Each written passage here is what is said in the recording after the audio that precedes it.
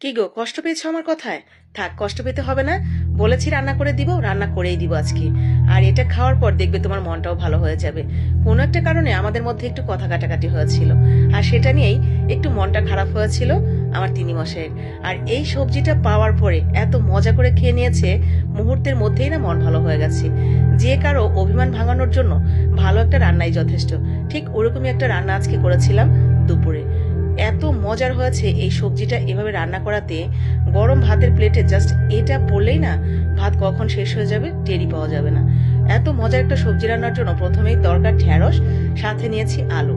ঢেঁড়স এবং আলুগুলো দেখেন আমি কি করে কেটে নিয়েছি, ঠিক ওইভাবে কেটে নিতে হবে।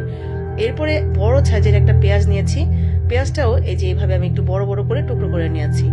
এরপরে পেঁয়াজটাকে জাস্ট আঙুল দিয়ে এটাকে ছুটিয়ে নেব, ওই যে আপনার যে লেয়ারগুলো আছে পেঁয়াজের, সেই লেয়ারগুলো। তো লেয়ারগুলো জাস্ট এভাবে একটু বড় বড় করে ছাড়িয়ে নিচ্ছি। চাইলে কুচি কুচি করে দিতে পারেন, তবে এই সবজিটার সাথে পেঁয়াজগুলো একটু বড় বড় করে দিলেই খেতে ভালো লাগে, দেখতেও ভালো লাগে।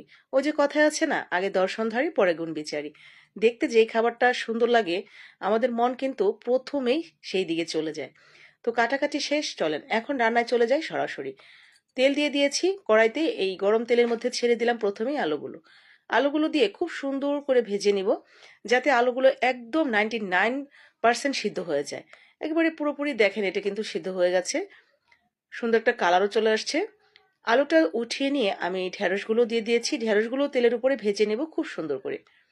সামান্য একটু লবণ দিয়ে দিলাম, এতে করে খুব তাড়াতাড়ি ঢেঁড়সগুলো সিদ্ধ হয়ে যাবে এবং নরম হয়ে খুব দ্রুতই দেখবেন এটা হয়ে গেছে। তো এই তো দেখতে পাচ্ছেন আমার ঢেঁড়সগুলোও কিন্তু একদম পুরোপুরি সিদ্ধ হয়ে গেছে এবং কালারটাও একটু হালকা ভাজা ভাজা, এই যে ঠিক এরকম হবে। এরপরে পেঁয়াজগুলো দিয়ে দিলাম, পেঁয়াজগুলো তেলের মধ্যে হালকা করে একটু ভেজে নেব, তবে একেবারে বেরেস্তা যাতে না হয়ে যায় সেটা খেয়াল রাখতে হবে। হালকা এই যে এরকম একটু কালার হলে এটা তুলে নিচ্ছি তেল থেকে। তো এরকম হলেই তুলে নিয়েছি। এরপরে এখানে দিয়ে দিলাম 1 চা চামচের মতো মৌরি। দেখেন, এটি কিন্তু জিরা না, ঠিক আছে, এটা মৌরি।